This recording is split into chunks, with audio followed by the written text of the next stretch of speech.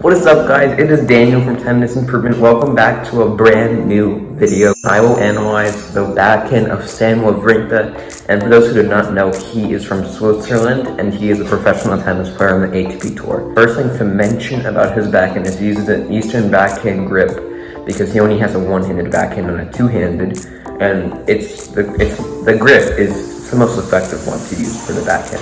It allows it to deal with high balls, medium balls, and low balls, which is really special about it. And then certain grips will allow you to deal with one type of ball really well, but then other types of balls can become an issue.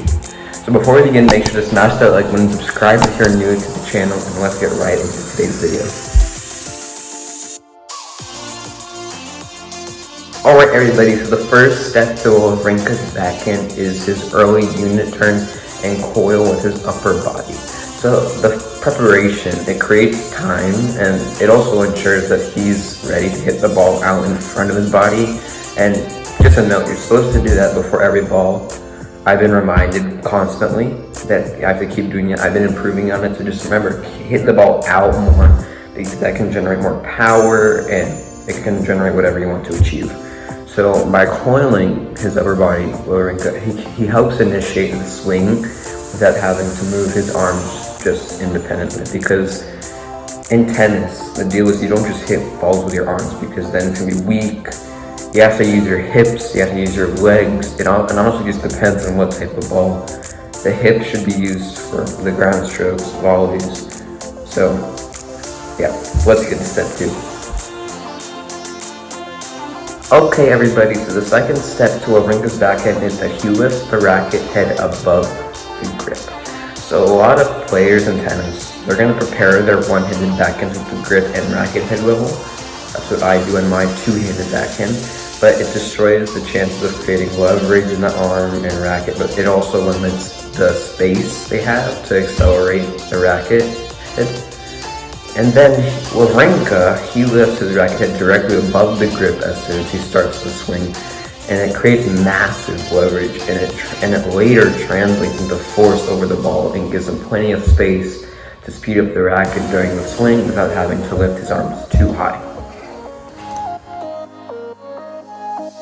Alright, so the third step is probably the step that I think is most important, not just the backhand, but anything, is reaching a good power position. So from me analyzing his matches, he reaches a good power position on a single-handed backhand. And there are 3 things they want to focus, and you guys have to listen to this. So the first thing is your body turns side onto the net with your chin resting above your right shoulder. And then if you're a lefty, left shoulder. If you're righty, right. And your racket head above the grip, and the non-hitting hand holding the throat of the racket.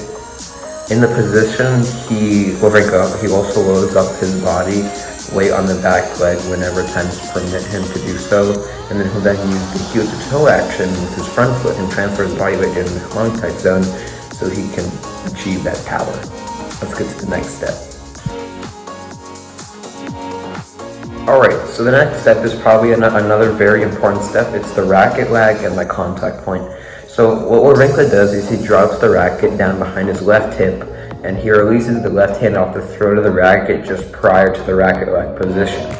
His racket head will now lag behind the grip of the racket, and the butt cap will lead the way towards the ball. So if you don't know what the butt cap is, on the racket you hold it, and then on the very bottom, that's what the butt cap is. It's technically the butt of a racket, and then the cap is like right beneath it. So when Wawrinka makes contact out in the front of the body, his knuckles are facing up towards the sky and his palm is facing off the ground. So there are many players who do one-handed backhand. There's Wawrinka, there's Roger Federer, and there are many others. Roger Federer is very similar to Wawrinka in terms of his backhand. Wawrinka will get behind the ball whenever he has the chance to do so, which will give him the opportunity to transfer his body weight forwards during the stroke. So often when you're at that club level, players will reach for the ball and make contact on the side of their body, which it just destroys the power. So you cannot get that power, it will be weak, and then it will be easy for the opponent to strike the point and hit a winner.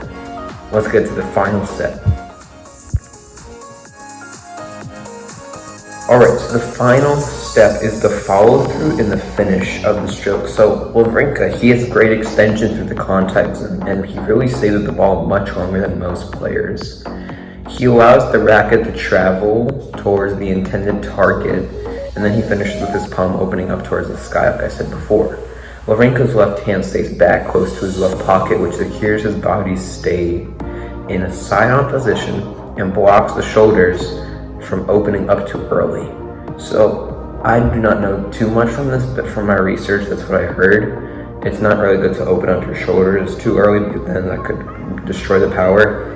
I've personally never really hit one-hand backhand, so it's hard for me to say if that's true or not. I think it is true.